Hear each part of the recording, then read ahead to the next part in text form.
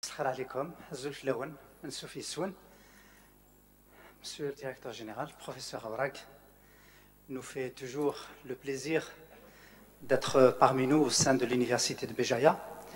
À chaque fois qu'il se déplace pour des raisons professionnelles, administratives, il veut toujours joindre l'utile à l'agréable. L'utile, c'était ce matin. Nous avons eu le plaisir d'assister à l'installation du nouveau directeur du Centre de recherche en technologie agroalimentaire, en la personne du professeur Medani Khoder, que nous félicitons.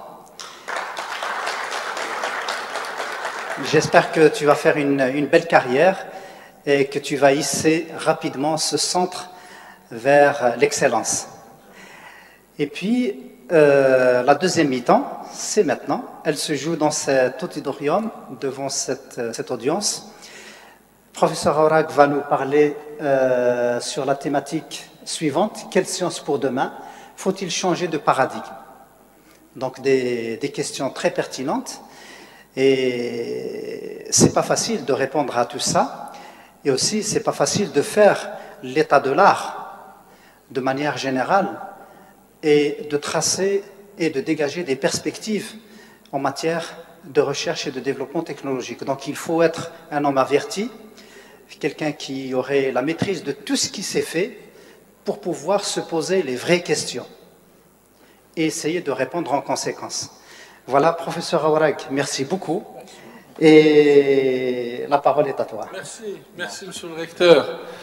Bismillah ar-Rahman ar-Rahim, wa salatu wa salam ala ashraf al-mursalin. Très cher monsieur le recteur, très chers collègues, très chers étudiants, salam alaikum. Donc, permettez-moi aujourd'hui d'être ici, d'accord, pour parler ensemble de certains questionnements pour lesquels moi-même je me pose des questions et auxquels toute la communauté scientifique se pose la question autour de la science, où on est arrivé et quels sont les grands défis aujourd'hui qui attendent la science. Tout d'abord, je pense que monsieur le recteur a posé les jalons en disant la science, c'est d'abord des pensées. Nous devons développer des pensées. Et en développant des pensées, c'est-à-dire, c'est notre façon qui va nous permettre d'aborder, d'appréhender un problème en science. Mais pour appréhender un problème en science, il faut d'abord avoir sa propre pensée. Et avoir sa propre pensée, c'est d'abord de savoir toutes les pensées qui existent dans le monde, pour pouvoir statuer et dire, moi, je crois à cette pensée-là. Et malheureusement, aujourd'hui, on est en train de perdre un peu une qualité de la science. La qualité de la science, c'est d'abord comment développer cette pensée. Et en développant cette pensée, c'est l'âme de la science pour moi. Et l'âme de la science pour moi, c'est la philosophie. Malheureusement, la philosophie aujourd'hui, elle est soit très peu enseignée, soit c'est une science que tout le monde ne l'aborde plus. Et donc, si on ne développe pas cet esprit philosophique, cet esprit de comparaison de pensée, cet esprit de faire la science, et faire la pensée de faire la science, c'est ce qu'on appelle un paradigme dans la science.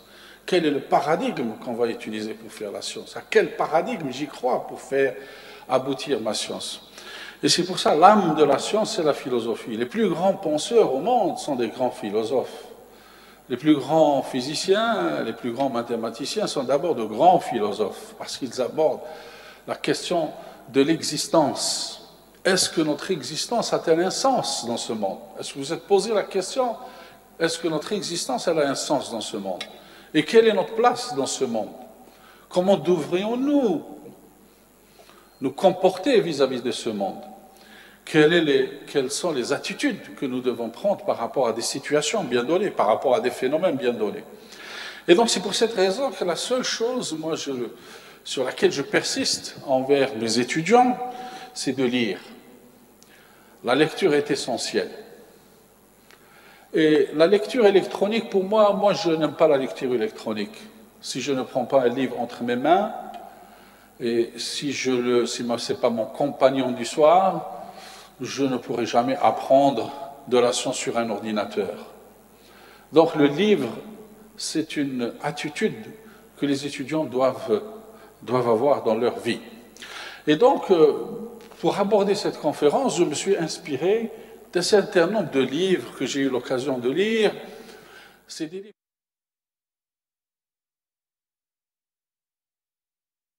de ce monde, ce problème existentiel, des problèmes sur lesquels tout le monde s'est peut-être penché, sur lesquels où l'on allait. Parce que pourquoi?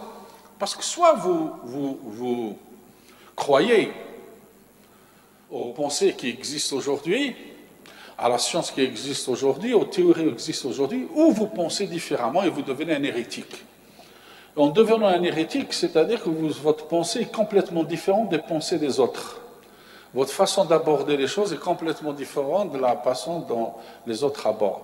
Et c'est en lisant beaucoup de livres et en prenant du recul que nous pouvons mettre en place notre propre vision et notre propre, je dirais, attitude envers quelque chose. Donc parmi ces livres, vous avez des livres qui sont qui posent le problème de l'existence de Dieu, le problème du temps, le problème de l'espace, donc auquel chacun, parce que ce sont des problèmes où chacun a son attitude à apprendre. Et la première chose pour laquelle, depuis que j'étais enfant, ça m'a toujours préoccupé. Existe-t-il d'autres êtres vivants ailleurs que dans notre monde? Existe-t-il d'autres formes de vie ailleurs que dans ce monde dans lequel nous existons? Est-ce que nous sommes uniques dans cet univers ou est-ce qu'il y a d'autres, comme nous les appelons nous, les extraterrestres? Donc toute ma vie, j'ai été préoccupé par ce problème donc de la nature existentielle d'autres vies ailleurs. Et c'est ce qui a préoccupé. Donc quand j'ai devenu physicien, je me suis commencé à me renseigner sur ce fait, et je suis arrivé qu'il y a bien beaucoup d'autres chercheurs, d'autres savants, de vrais savants. Nous sommes que de simples physiciens, mais il y a des savants qui ont des pensées extraordinaires. Et parmi eux, Fermi, et ce fameux paradoxe de Fermi. Fermi est arrivé à poser ce paradoxe. C'est pas possible qu'il existe une multitude de galaxies, une multitude de planètes, d'étoiles, de systèmes solaires, etc. Et nous sommes les seuls dans ce monde-là, dans cet univers. Il doit y avoir de la vie ailleurs.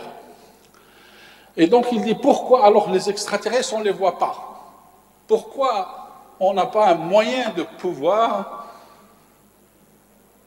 entrer en contact avec ces extraterrestres? Il arrive avec ce fameux paradoxe, c'est parce que notre science, notre connaissance est immature vis-à-vis d'eux. Nous ne sommes pas encore matures en termes de technologie et de science pour pouvoir rentrer en contact avec eux. Ils existent, mais Raham Hashmanin de prendre contact avec nous parce que nous n'avons pas encore atteint leur niveau de science et de technologie.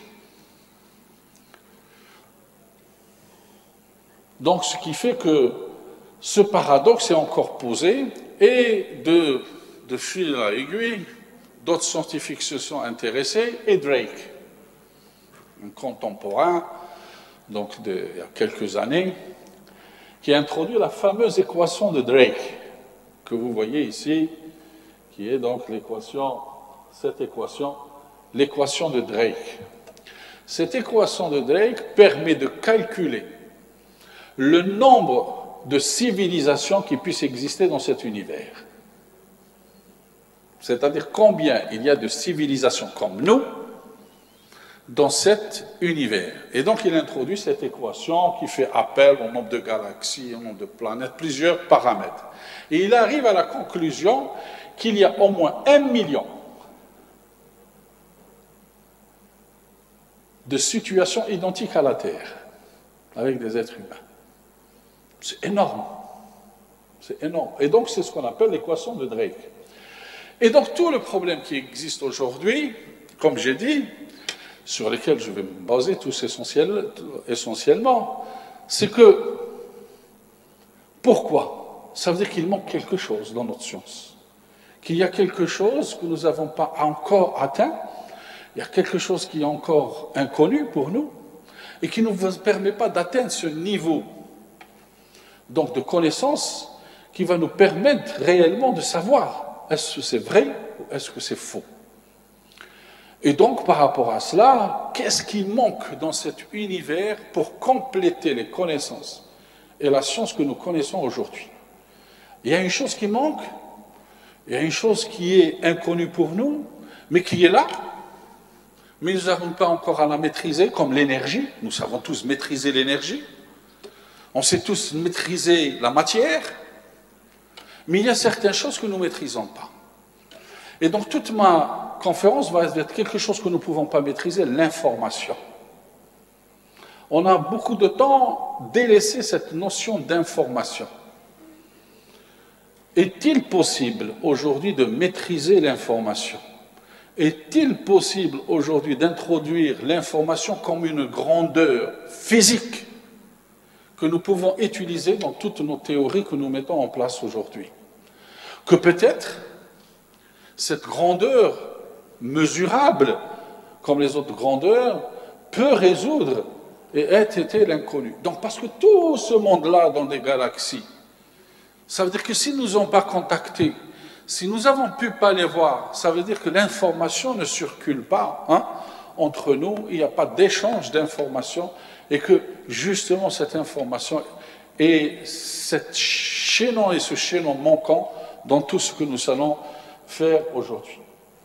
Et ça me ramène à cette, je dirais, ce discernement entre la pensée.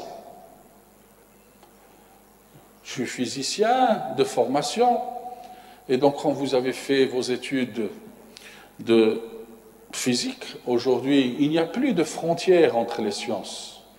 Vous êtes biologiste, vous êtes dans les sciences sociales, ce n'est plus comme auparavant, vous êtes cloisonné autour de votre science, mais les sciences sont décloisonnées. On ne peut plus aujourd'hui dire que je n'ai pas besoin de physicien, de chimiste ou de mathématicien. Et cela, ça me rappelle cette relation qu'a un scientifique par rapport à son monde. Je me rappelle, on dit toujours que les mathématiciens vivent dans leur monde à part par rapport à nous. C'est vrai. Le mathématicien, sa façon de penser est complètement différente de notre pensée.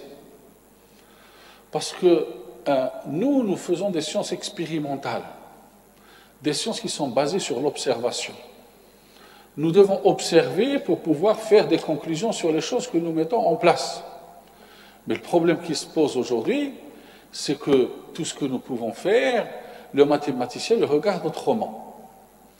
Et quand on a posé des questions aux grands mathématiciens, alors les mathématiciens vous disent que nous sommes dans un état de transcendance. C'est-à-dire que notre niveau de réflexion, nous sommes directement out par rapport à ce monde-là dans lequel vous vivez, ce monde matériel. Nous sommes dans un monde immatériel. Et l'exemple, c'est Ramanujan.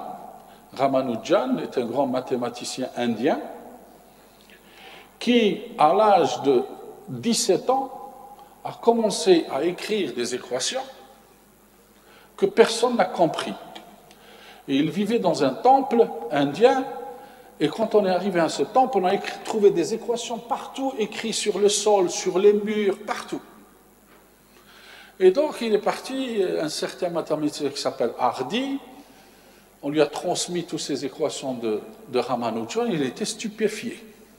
Des séries, et vous pouvez voir son film on a tourné un film qui s'appelle L'homme qui défia l'infini. Vous pouvez le voir, c'est un film extraordinaire sur la vie de Ramanujan.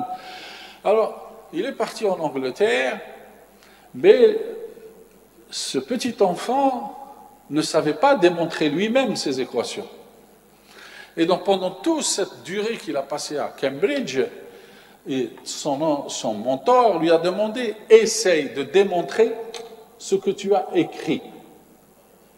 Et vous savez donc que nous sommes dans les années au cours de la Deuxième Guerre mondiale, personne n'avait résolu. On commence à résoudre ces équations et ces séries que maintenant. Il avait écrit plus de 1000 équations. Et vous savez, quand on lui a demandé comment vous avez pu trouver ces équations ou ces séries, il leur a dit, vous savez, tous les soirs, Bouddha vient me chuchoter dans l'oreille l'écriture de ces équations et je les écris. Je suis dans un état de transcendance avec Bouddha et c'est lui qui me dicte ces équations. Donc c'est pour vous dire que les mathématiciens génèrent généralement dans cet espace isolé par rapport à tout ce qui est. Donc c'est pour ça que vous voyez les grands mathématiciens, ils sont tellement abstraits, d'accord, et donc ils font abstraction du monde dans lequel ils vivent pour pouvoir sortir une nouvelle théorie. Et donc ça, c'est une façon de penser. Nous, en tant que physiciens ou chimistes ou autres, nous n'avons pas cette façon de penser. On n'a pas besoin, on a besoin des autres pour évoluer. C'est pas comme eux. Et donc, vous savez, donc dans toute la vie, il y a deux écoles. Il y a l'école de ce qu'on appelle l'école de Copenhague, celle qui croit au hasard. Et l'école de Berlin, celle qui croit au déterminisme.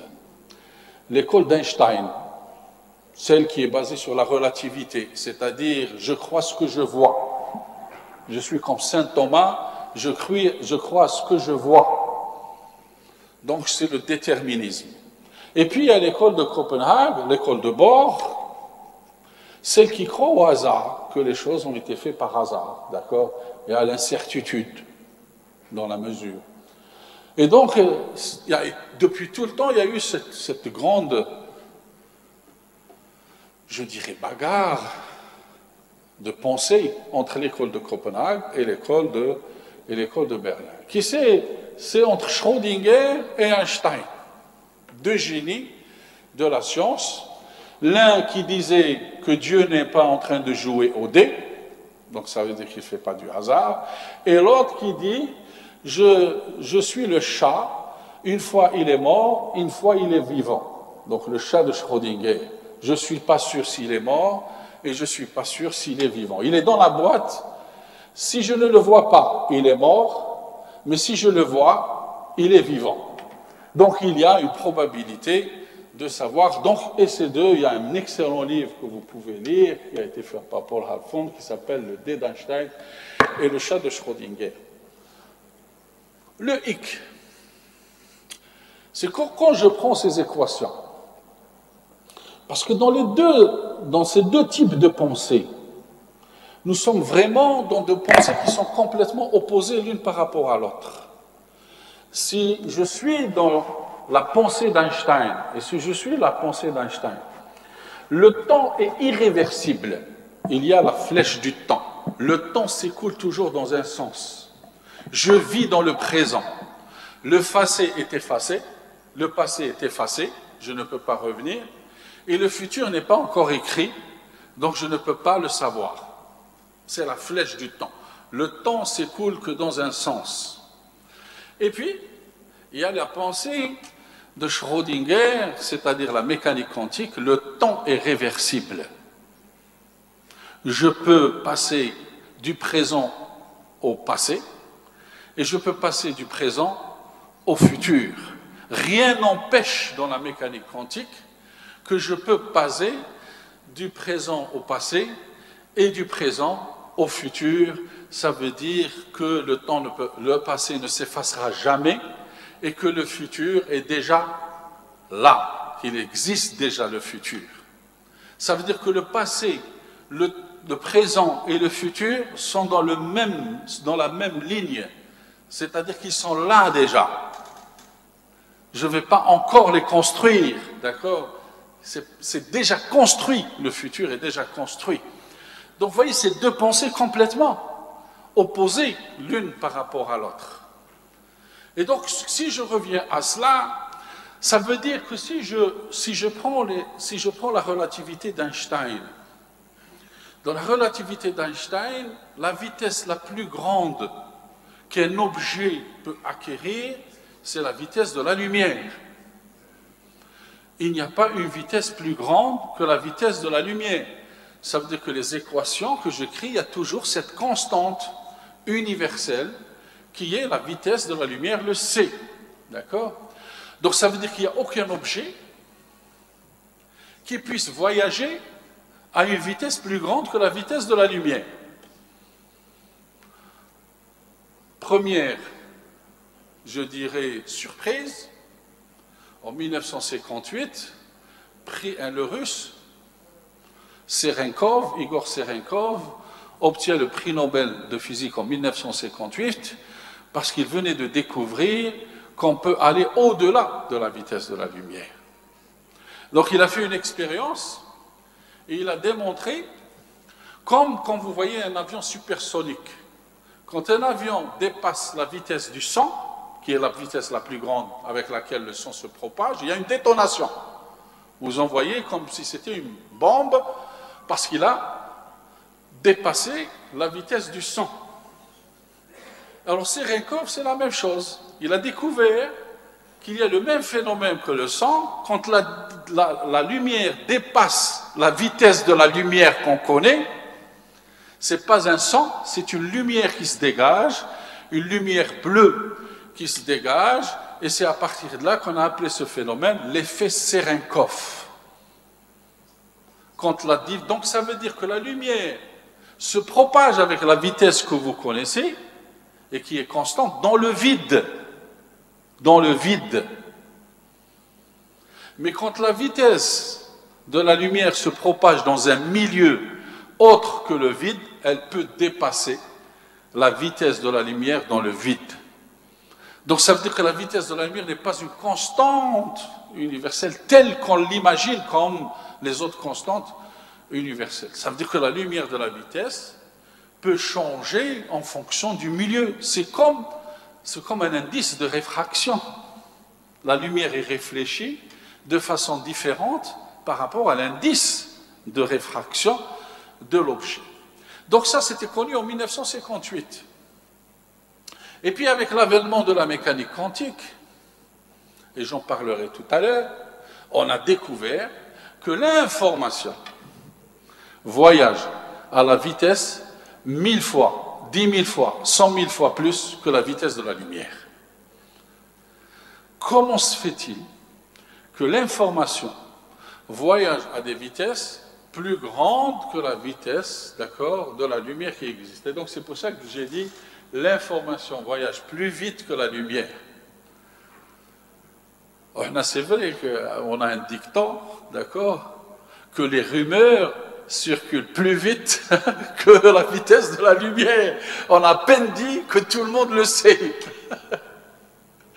Donc ça, c'est juste par rapport à cela. Et donc, et les objets, donc je me pose la question, est-ce que les objets peuvent aussi voyager à une vitesse plus grande que la lumière? Je dis oui, si cet objet voyage dans un espace qui n'est pas le vide. Si j'ai une galaxie qui est formée que d'un nuage de plasma, ce n'est pas le vide, hein? Donc ça veut dire qu'elle peut voyager à une vitesse, un objet peut voyager à une vitesse plus grande que la vitesse de la lumière dans le vide. Donc voilà, ce sont ces questionnements. Donc ces deux questions nous amènent à dire comment je dois appréhender ce problème de l'information dans toute ma connaissance de la science. Parce que vous allez voir, ce problème d'information va se répercuter sur l'être vivant, sur les sciences du vivant, et nous allons le voir. Ce concept, ce paradigme va avoir un effet sur la compréhension du monde du vivant. Si nous sommes dans le monde des objets, le monde des choses qui sont inertes, mais nous allons le voir que ce monde, que ce paradigme de l'information qui s'applique dans le monde des objets a aussi une répercussion dans le monde du vivant. Alors, en 1979, le prix Nobel de physique Chaldor avait écrit ceci. Nous croyons que le monde est connaissable, qu'il existe des règles simples gouvernant le comportement de la matière et l'évolution de l'univers. Nous affirmons qu'il existe des vérités, la notion de vérité.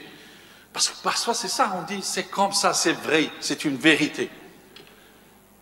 Éternelle, objectif, historique, socialement neutre, extérieur à nous et universel, et que l'assemblage de ces vérités correspond aux sciences physiques. Donc pour Sheldon, toutes ces vérités que nous avons et qui sont universelles, qui sont éternelles, et qui sont pour nous des lois, des théories, mais en fait, d'accord, un des critères, et je le dis, un des critères de progrès dans la science, c'est la simplification. Toutes les théories que nous connaissons sont complexes. Il y a ce que nous appelons la complexité dans toutes les théories qui existent aujourd'hui. La complexité fait qu'aujourd'hui, nous n'avons pas une vision simpliste du monde, alors qu'en réalité, nous devons chercher les choses les plus simples dans le monde. Je ne pense pas que, comme l'a dit Einstein, Dieu n'est pas malin, Dieu est subtil, mais il n'est pas malin. Il y a la subtilité dans cette création. Et donc s'il y a une notion de subtilité, ça veut dire que Dieu n'a pas créé tout ça avec autant de complexité. Il y a beaucoup de choses simples, mais qui nous dépassent et que nous n'avons pas pu les résoudre. Et donc aujourd'hui, c'est toute cette vision, de cette nouvelle vision, comment je peux rendre les choses qui sont complexes en des choses les plus simples possibles. Alors, ceci m'amène à dire, qu'est-ce que ça veut dire la science? Puisque nous faisons tous de la science. Est-ce que la science explique ou elle décrit? Moi, je suis arrivé à la conclusion que toutes les théories et que tout ce que nous faisons n'explique rien. Elles font décrire des phénomènes. Mais je ne peux pas expliquer un phénomène. Je ne peux que le décrire. L'expliquer, c'est aller au plus profond de ces phénomènes et trouver les causes de ce phénomène pour pouvoir l'expliquer et le transformer. Donc toutes les théories, à mon sens, sont des théories descriptives plus que explicatives. Donc la science, pour moi, elle est en premier lieu descriptif plutôt qu'explicatif. Alors, on va y aller dans ceci. Alors, quand on établit une théorie, je suis un scientifique et je veux mettre en place une nouvelle théorie. Je veux mettre en place une nouvelle théorie en physique, une nouvelle théorie en biologie, une nouvelle théorie en sciences sociales, partout je veux mettre en place en économie une nouvelle théorie. Comment je dois faire? Comment se construit une théorie dans la science? C'est la première des choses que je dois enseigner à mes étudiants en leur disant, vous allez devenir des scientifiques, vous allez évoluer dans votre vie, alors je leur dis, comment vous allez construire une théorie? Si vous êtes appelé à construire une théorie, d'abord, regardez toutes les théories, comment elles ont été construites. Alors, toutes les théories, c'est ce qu'on appelle, une théorie est un langage mathématique d'un phénomène. C'est la transcription d'un phénomène par une équation mathématique. C'est ça, une théorie. C'est transformer une observation, transformer un fait que nous observons en une équation mathématique. Comment se fait cette construction de cette théorie? Alors, toute théorie, c'est ce qu'on appelle, c'est un être mathématique. Et en mathématiques, un être mathématique, on l'appelle un système formel. Donc, toutes les théories sont des systèmes formels. Donc, toutes les théories sont des systèmes formels, rappelez-vous de cela. Et tout système formel est un être mathématique. Et donc là, comment se construit un système formel? Comment je construis un système formel? Ça veut dire quoi? Un système formel est de plus en plus solide, robuste, s'il peut me reproduire la réalité. Plus il me reproduit la réalité, plus je dirais que mon système formel est le plus robuste que possible. Et donc, le problème, c'est est-ce que je peux trouver une théorie qui peut me décrire tous les phénomènes à la fois? Des phénomènes à l'infiniment petits et des phénomènes à l'infiniment grands. Aujourd'hui, je suis dans l'expectative parce que j'ai des théories qui peuvent m'expliquer que les choses à l'infiniment grand, et des théories qui peuvent m'expliquer ou me reproduire ou me représenter ou m'en décrire que des phénomènes à l'infiniment petits. Il y a deux mondes qui sont l'un face à l'autre, le monde de l'infiniment petit et le monde de l'infiniment grand. Alors comment se construit une théorie? Trois concepts fondamentaux sont essentiels pour construire une théorie. D'abord, des symboles. Si je veux écrire une théorie, il faut que je fasse le choix de mes symboles. Quels symboles je vais utiliser pour construire ma théorie? Deuxièmement, j'ai besoin d'axiomes pour construire ma théorie. Et troisièmement, j'ai besoin de règles de dérivation pour construire une théorie. Donc, une théorie est basée sur trois éléments fondamentaux. Des symboles, des axiomes et des règles de dérivation. On va se pencher sur une des plus grandes théories, qui est la théorie de la mécanique classique, ou la théorie de Newton.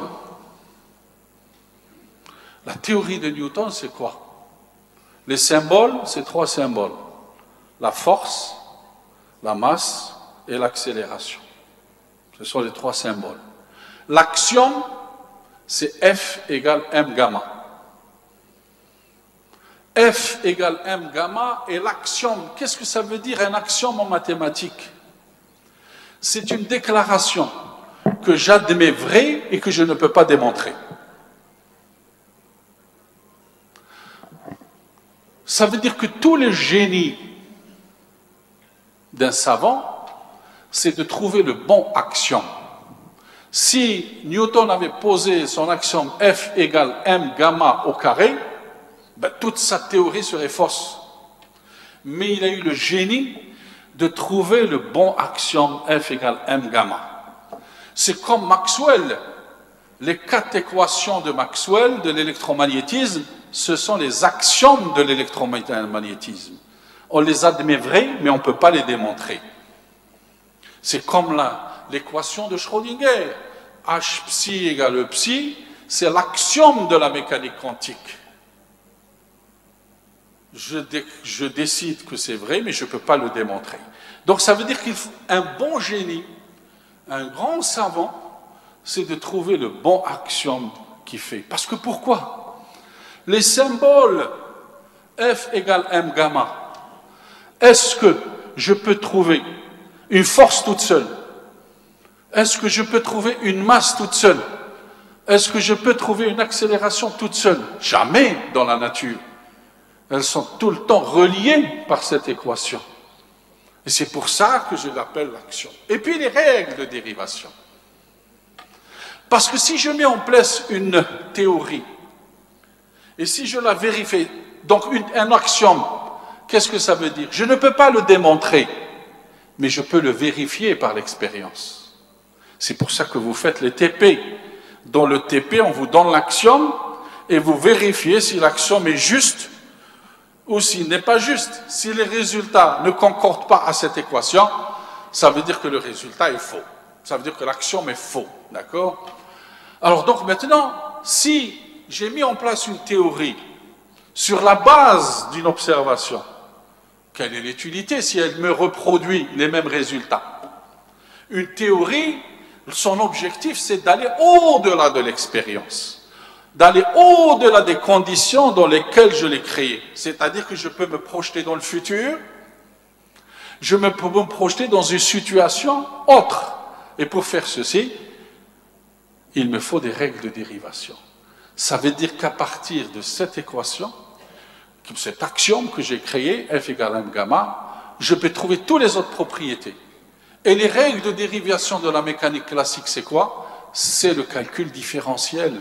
La dérivée et l'intégrale. Si je dérive et j'intègre cette équation, je trouve la position, je trouve la vitesse, je trouve tous les autres paramètres.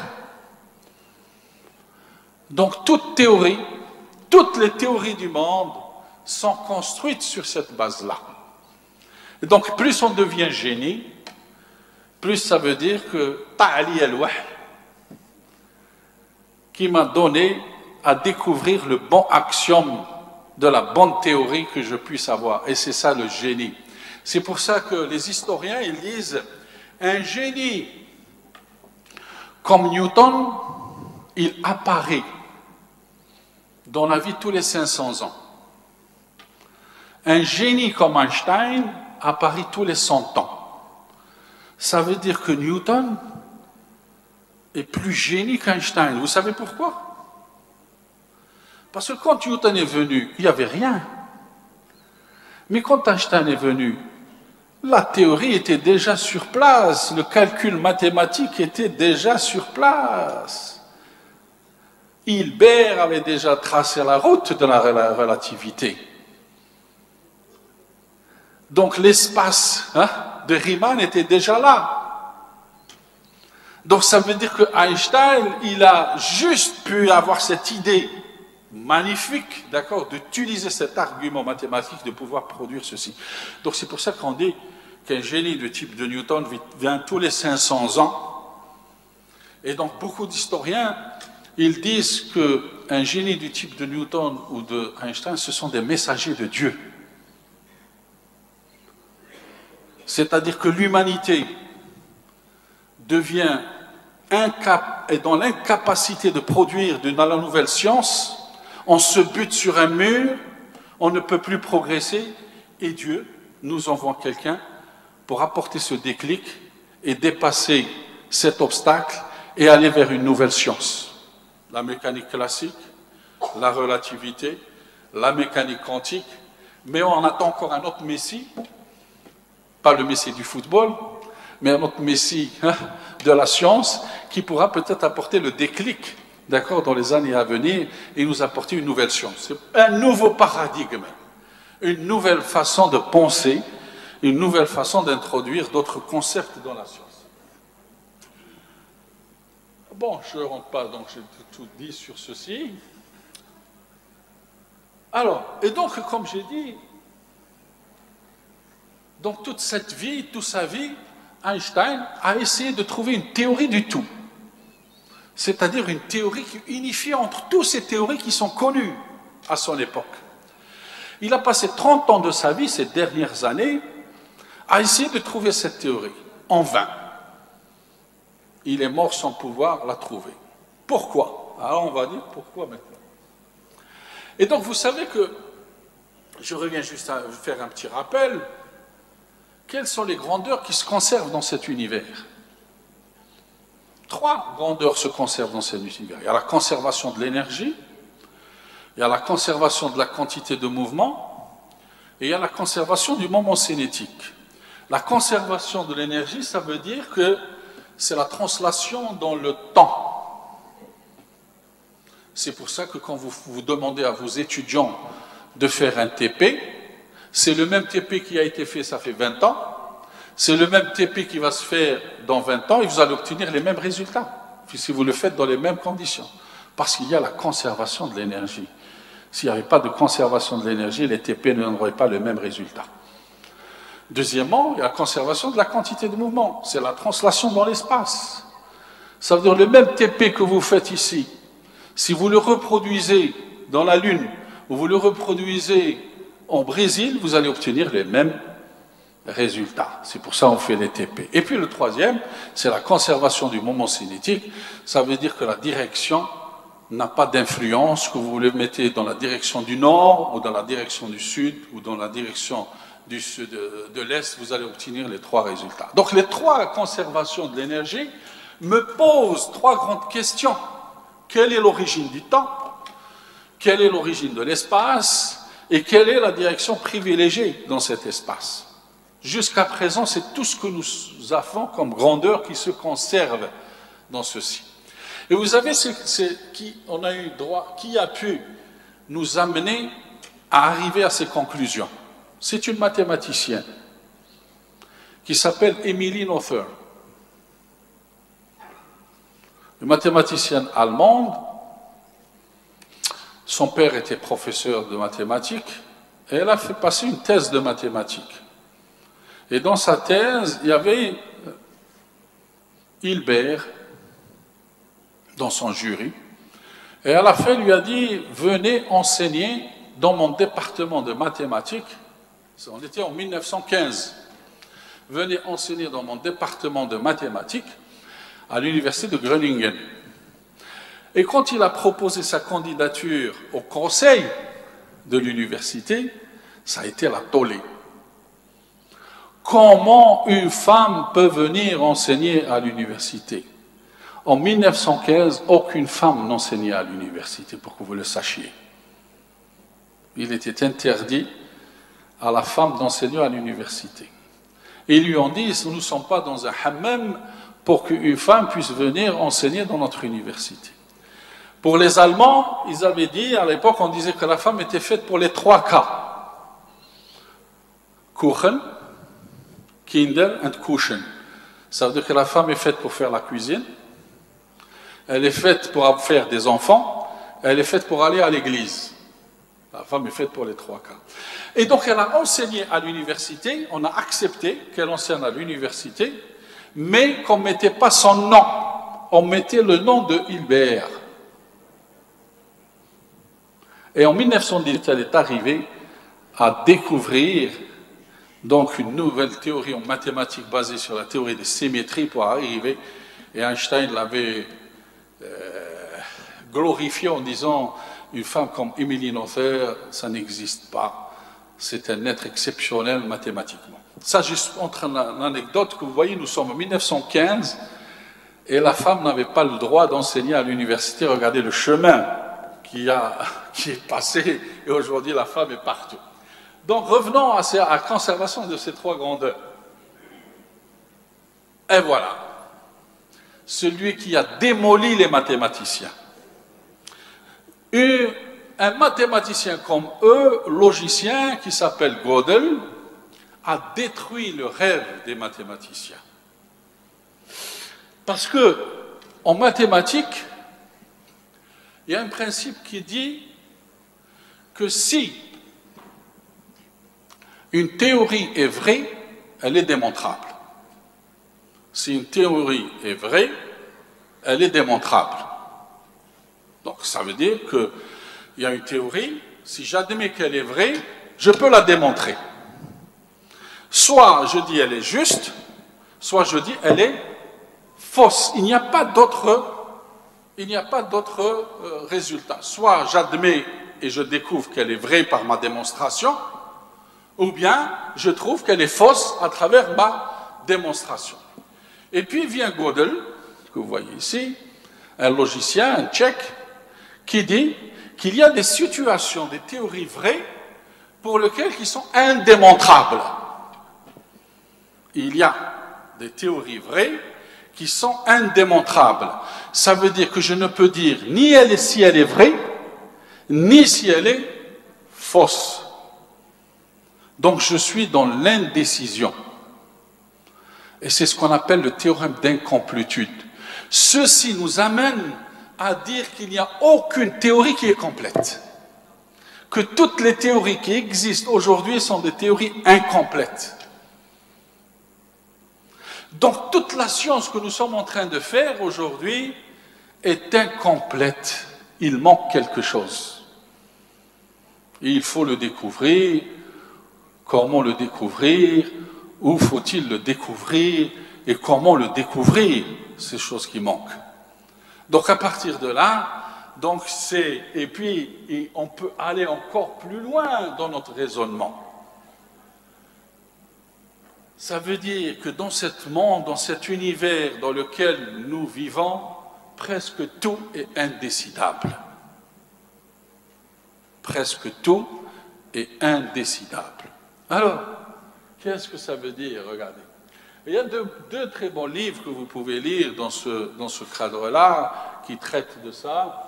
Donc, c'est juste pour vous, si vous êtes intéressés, pour avoir plus de connaissances sur ceci, d'accord?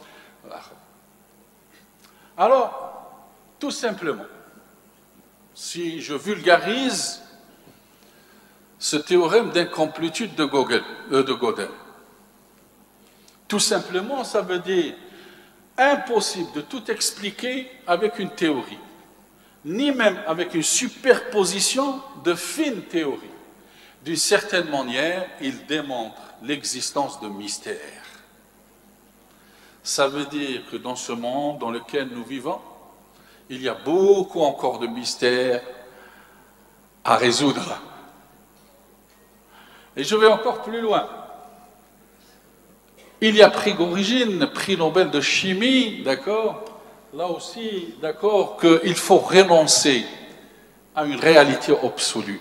Il n'y a pas de réalité absolue. Il n'y a pas. Il faut renoncer à dire que tout est absolu dans ce monde, que ce que je vois, c'est ça la réalité. Donc la nature absolue n'existe pas. D'accord? Et donc, si je vais encore plus loin, d'accord? Donc ce théorème, comme je dis, il démontre une chose, l'incapacité partielle à découvrir la vérité par le raisonnement.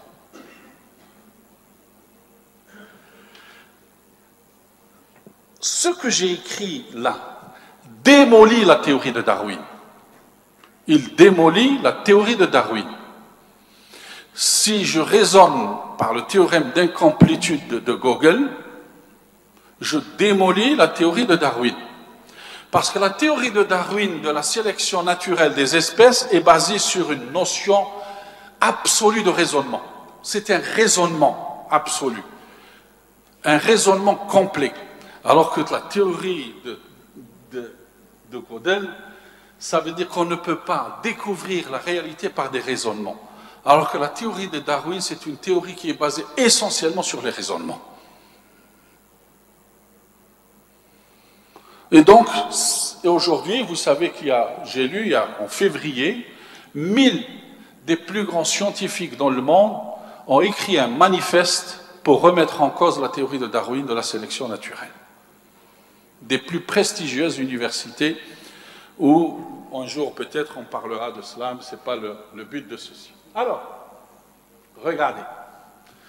Parce que nous sommes dans une causalité.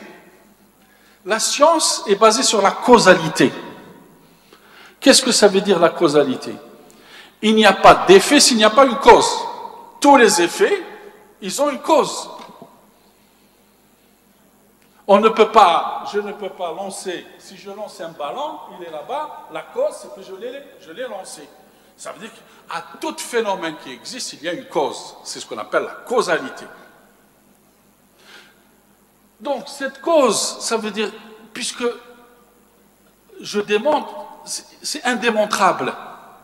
Je ne suis pas certain, je ne connais pas la vérité, il existe encore des mystères.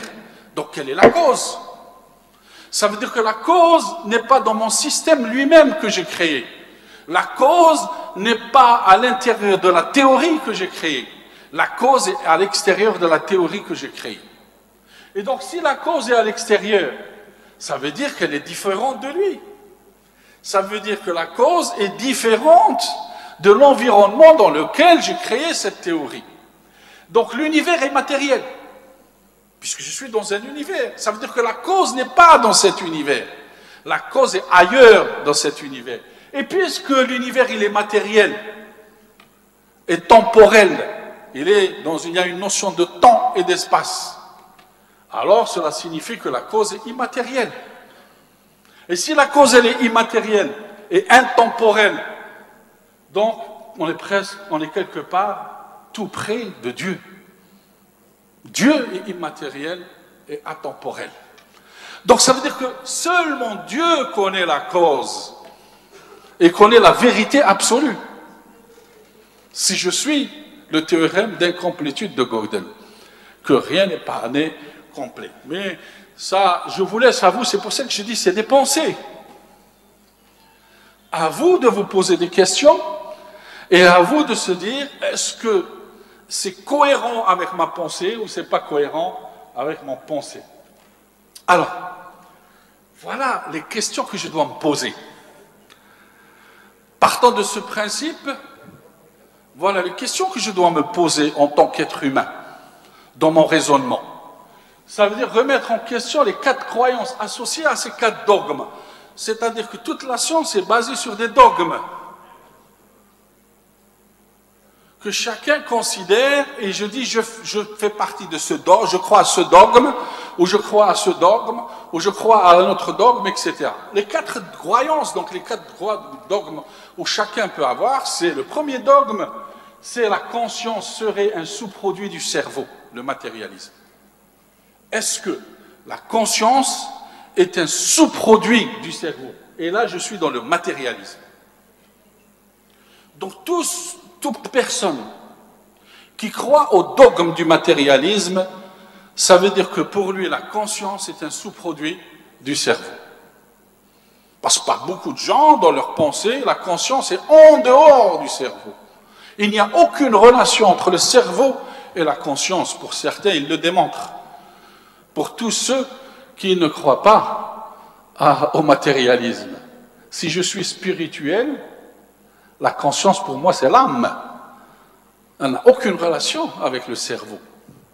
Je peux avoir un cerveau, mais je ne peux pas avoir de conscience. Alors, deuxième croyance, la nature jouerait au dé pour faire ses choix, le darwinisme. Donc si je crois au dogme du darwinisme, ça veut dire que je dirais que la nature est en train de jouer des dés, d'accord, pour faire ses choix. Les choix se font par hasard. C'est la sélection naturelle des espèces. Le troisième dogme auquel je peux croire, c'est de dire que la réalité évoluerait mécaniquement dans le temps. Ça veut dire que la réalité que je suis, c'est quelque chose de matériel, c'est quelque chose de mécanique, et ça se défile, ça évolue dans le temps comme quelque chose qui est mécanique. Donc, si j'ai un dogme mécanisme, je dis je suis un mécaniste dans ma façon de penser. Ou bien le dernier, la causalité ne peut être inversée. Donc ça veut dire que le passé est figé. Je ne peux pas revenir comme tout à l'heure dans le passé et changer le passé et revenir dans le présent. Et donc ça veut dire que je suis quelqu'un qui est fortement causal, qui comprend, qui ne réfléchit que par un esprit de causalité. Alors ceci m'amène à quoi? Ces 4 croyances, ou ces 4 dogmes, m'amènent à cela. Ça veut dire que c'est l'incapacité des équations à gérer correctement l'information qui est à l'origine de ces 4 dogmes. Parce que ces dogmes, quelle est l'information? Les équations que je suis en train d'écrire, l'information portée par ces équations que je suis en train d'écrire, d'accord? Je ne la connais pas, cette information d'origine, d'accord, qui me permet de statuer sur laquelle est la bonne. Alors, le matérialisme, en fait, c'est quoi? C'est lié à l'ignorance de l'information présente dans le vide. Parce que le fait que je n'ai pas accès à l'information qui est présente dans le vide, donc je dis, je crois que ce que je vois. Je ne crois pas à tout ce qui est immatériel. Je crois qu'à les choses qui sont matérielles, que je peux toucher. Parce qu'il y a une information dans le vide que je ne peux pas maîtriser. La deuxième, ça veut dire que si je vais dans le darwinisme, ça veut dire que c'est le hasard. Donc ça veut dire que fondamental ou quantique est lié à l'ignorance dans l'information hors de l'espace-temps. Ça veut dire que cette information qui est hors de l'espace-temps que j'ai construite, donc dans un espace à 4 dimensions, et c'est pour ça qu'aujourd'hui il y a beaucoup de théories qui construisent des théories au-delà de 4 dimensions, d'accord, de 6, de 9, de 11 dimensions.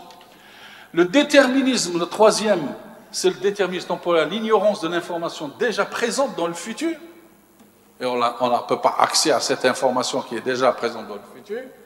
Et la dernière, c'est ce que j'appelle l'information perdue. La causalité, c'est l'information perdue dans les interactions. Parce que quand je fais une cause à effet, c'est une interaction qui a eu lieu entre moi et le phénomène, et pendant ce déroulement de ces phénomènes, de l'action qui a donné l'effet, il y a beaucoup d'informations qui ont été perdues lors de ce processus. Donc regardez, quelle est, toutes ces croyances, tous ces dogmes, quelle est l'unité entre eux? L'information. Ça veut dire que c'est le manque d'information qui me permet de statuer sur le dogme que je veux, moi, utiliser, ou pour lequel je crois à ce dogme pour pouvoir parler de tout cela. Et donc ça me rappelle maintenant, donc, nous avons introduit une notion qui est l'information. Est-ce que l'information est une grandeur mesurable? L'énergie est une grandeur mesurable. La matière est une grandeur mesurable. Le temps est une grandeur mesurable. Les dimensions sont des grandeurs mesurables. Mais est-ce que l'information est une grandeur mesurable? Il fallait attendre que M. Shannon, en 1948, introduit pour la première fois dans le monde des ordinateurs, dans le monde de l'informatique, puisqu'il travaillait chez Bell, d'accord, et donc il a introduit la théorie de l'information pour pouvoir réaliser des ordinateurs, d'accord, et réaliser donc la transmission de l'information dans les ordinateurs. Et est-ce que je peux mesurer l'information? Et donc il arrive à cette fameuse équation que la quantité d'information I est égale à K log de P.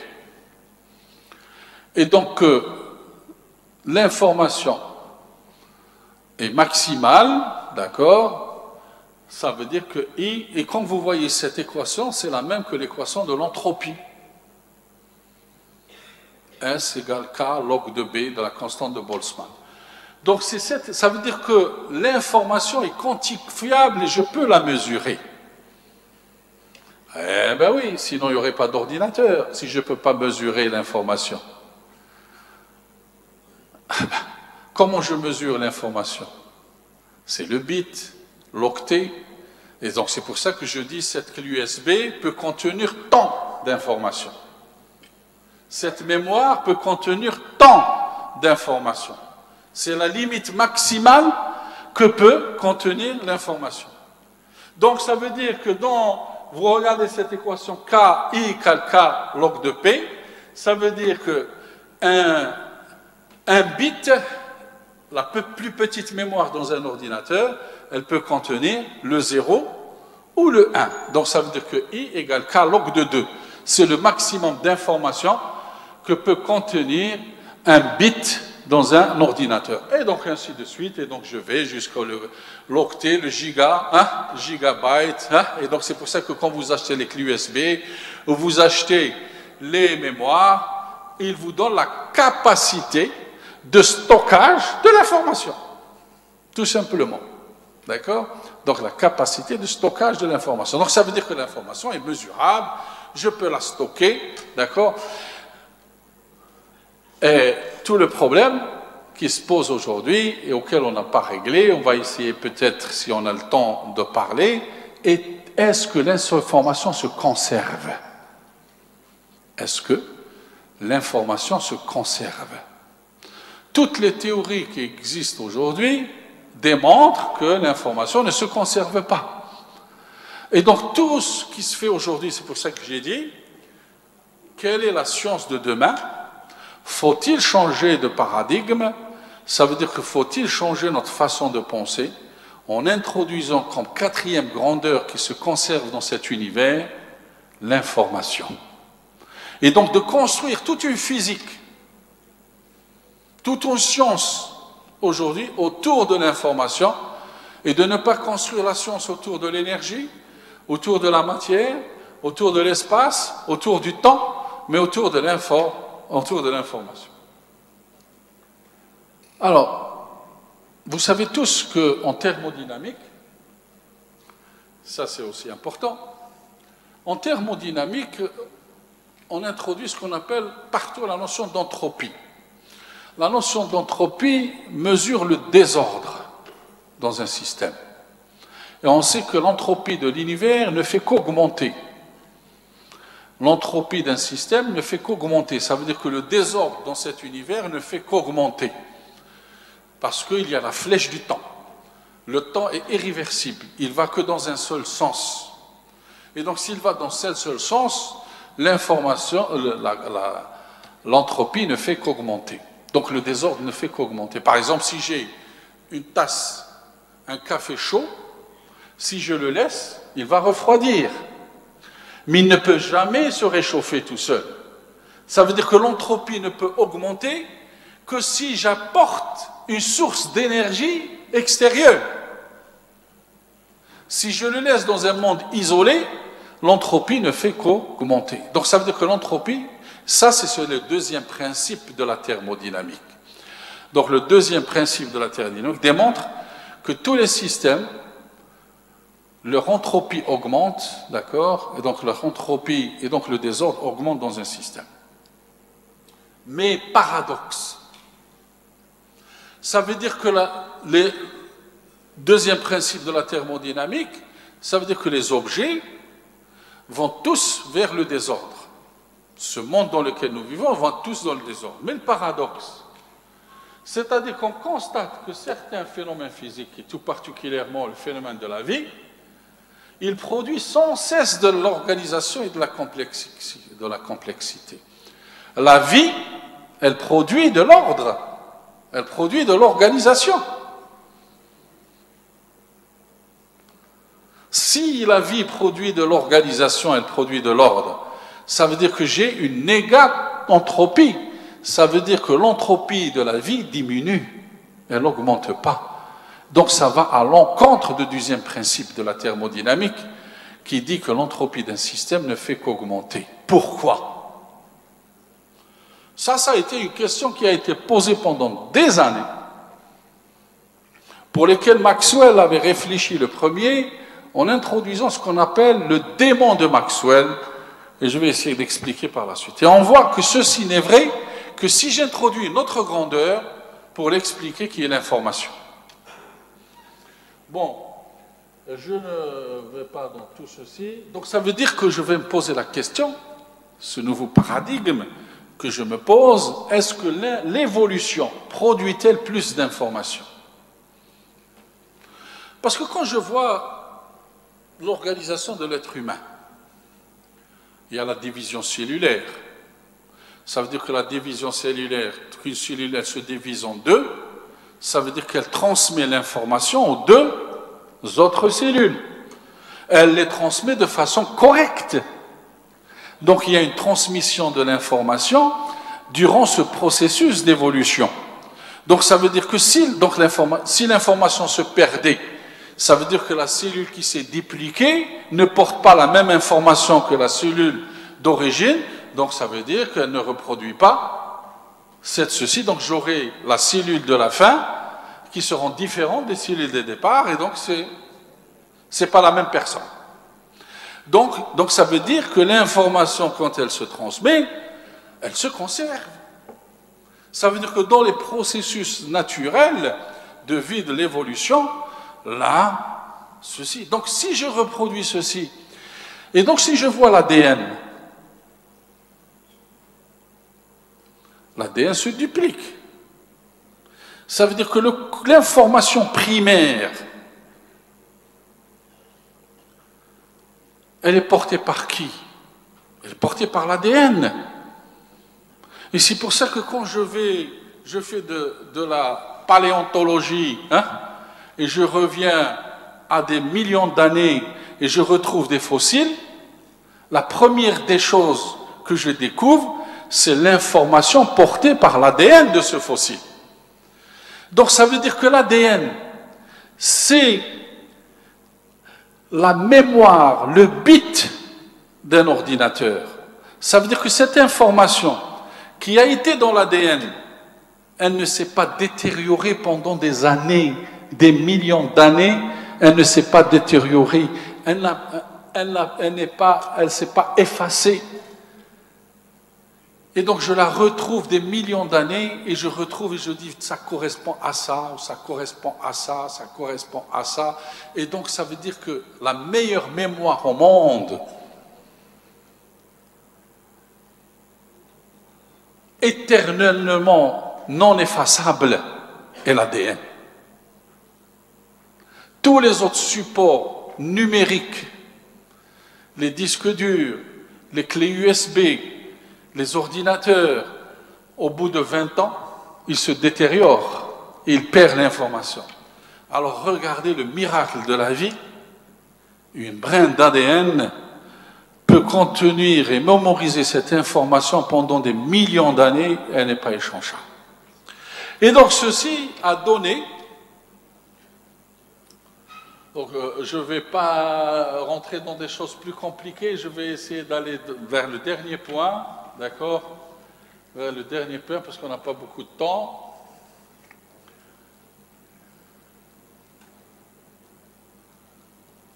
Si je peux revenir tout à l'heure, peut-être c'est encore très lent.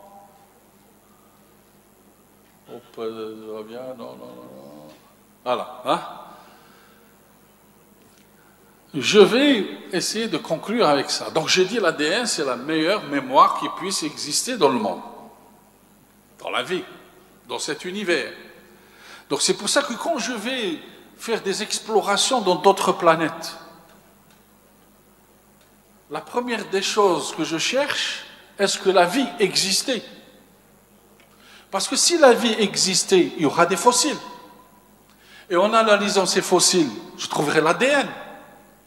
Et si je trouverai l'ADN, je trouverai toute l'information, d'accord, qui régnait dans ces exoplanètes. Et donc ça a amené les biologistes à vouloir créer de la mémoire biologique. Qu'est-ce que ça veut dire de la mémoire biologique? Regardez. L'ADN est une molécule porteuse de l'information génétique des organismes vivants codés sous la forme d'une succession de 4 molécules. Les nucléotides, le A, le T, le G et le C. D'accord? Donc le programme de la vie, il est numérique. Le programme de la vie est numérique. Il est basé que sur 4 caractères. Et le code de la vie, le code génétique, c'est une combinaison de ces 4. ATT, CGC, GCT, ATT, GCT. Donc chacun a un code différent l'un par rapport à l'autre. Et donc, ça veut dire qu'en informatique, j'ai que 2. Le 0 ou le 1. Un bit peut contenir le 0 et le 1. Mais l'ADN, il y a 4 au lieu de 2 bits. Du 0 et du 1, il y a 4. Et donc ceci m'amène à dire que en langage informatique, je peux dire que le codage des nucléotides pourrait s'établir sur 2 bits, pas sur un seul bit, comme en informatique, le 0 et 1. Il me faut 2 cases. Et donc A00 par exemple, T001, C10 et G1111. C'est-à-dire que j'introduis en fait les 4 lettres des nucléotides et j'introduis les 2 bits du bit que je connais, 0 et 1, pour que je fais de la biologie numérique. Je ne fais plus de la biologie normale, je fais de la biologie synthétique, de la biologie numérique, d'accord, où j'introduis la notion du numérique. Alors ceci, on en déduit qu'une séquence d'ADN, d'accord, pourrait coder 750 mégaoctets. Donc une séquence d'ADN, ça correspond à une mémoire de 750 mégaoctets. Donc on sait qu'une cellule humaine mesure environ 20 à 30 micromètres de diamètre. Donc j'en déduis sublime. Je dis sublime, ça veut dire que la nature est capable de stocker 700 mégaoctets dans un volume inférieur à 25 mm. Est-ce que vous avez aujourd'hui un support numérique qui peut stocker 700 mégaoctets sur 25 mm de diamètre? Impossible. Encore je dis prodigieux, c'est que lors de la division cellulaire, les 750 mégaoctets sont entièrement recopiés en une dizaine d'heures.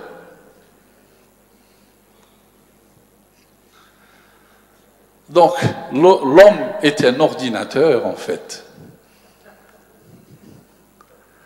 Il fait la même chose, copier, coller, stocker, dupliquer. Il fait ça. L'être humain. La vie, c'est ça. Et donc, je dis l'AVM versus technologie. L'ADN est une structure linéaire. Ça aussi, c'est prodigieux. L'ADN est une structure linéaire. Qu'est-ce que ça veut dire, une structure linéaire? Topologiquement, c'est une ligne. Une ligne de longueur quelconque peut entrer dans un volume fini quelconque. Alors que si je prends par exemple un disque dur ou un DVD, c'est une surface. Je ne peux pas stocker une information surfacique dans un volume quelconque. Ça prend de l'espace. Mais une ligne, je peux la stocker dans un volume quelconque. Je peux stocker une ligne. Ce n'est pas comme une surface. Ça, c'est extraordinaire. Et puis, deuxièmement, je ne rentre pas dans ça, la réalité. Maintenant, on devient la réalité. Est-ce que les gens l'ont fait? Ah ben voilà, 300 pages d'un livre stocké dans 1 milliardième de grammes d'ADN. On commence maintenant à stocker de l'information des objets dans de l'ADN. Et une équipe de l'université de Harvard vient de le faire, d'accord? Par exemple, la lettre A, en système binaire, se code par ces 8 chiffres 0101 dans un ordinateur. C'est comme ça qu'elle se stocke, la lettre A, dans une ADN. Voilà comment elle se stocke. C'est le signe 81. Donc, elle se stocke comme ça. La lettre A correspond à un code de la vie. Et là, les Américains viennent de fabriquer, Harvard, ce dispositif très simple qui coûte à peu près 10 000 $. Vous pouvez acheter à 10 000 $, d'accord, où vous avez une structure qui synthèse de l'ADN, une structure qui stocke de l'ADN, une structure qui séquence de l'ADN. L'équipe de Harvard a fabriqué ce dispositif très simple, d'accord, qui coûte aujourd'hui 10 000 $, et vous pouvez stocker, et le voilà. Il en a fait ce livre, le Génesis, le code de la vie a été stocké dans 1 milliardième de grammes d'ADN. Qu'est-ce qu'il y a dans ce milliardième d'ADN? Qu'est-ce qu'on a stocké? Regardez, 53 426 mots, 11 images et un programme JavaScript. C'est extraordinaire. On est passé de la biologie qu'on connaît à de la biologie numérique. Et ça ouvre quoi? Ça veut dire qu'on est capable, dans un jour, fabriquer des humanoïdes, des robots portant des ADN qui vivent. Donc c'est ça le danger de l'intelligence artificielle. Ça veut dire que parce que si j'arrive dans un cerveau d'un ordinateur, d'un robot qui est un ordinateur, à stocker de l'information qu'aucun ordinateur dans le monde ne peut stocker aujourd'hui, et qui est stocké sur un volume très petit où il y a de l'ADN, c'est qu'il dépasse de loin tous les ordinateurs qui existent dans le monde, et c'est pour ça qu'il y arrivera un jour où un ordinateur dépassera la pensée d'un homme, l'homme deviendra esclave. Et je vais terminer sur ça, parce que sinon ça va me prendre 3 heures, et un autre jour je terminerai sur ces histoires-là. Voilà. C'est ce qu'on appelle aujourd'hui de la biologie quantique. Je n'ai pas parlé du problème du monde quantique. Mon ami Bouddha est là, je sais qu'il va me contrecarrer, mais je laisserai un autre jour pour parler de la biologie quantique, Inch'Allah. Je vous remercie. Voilà.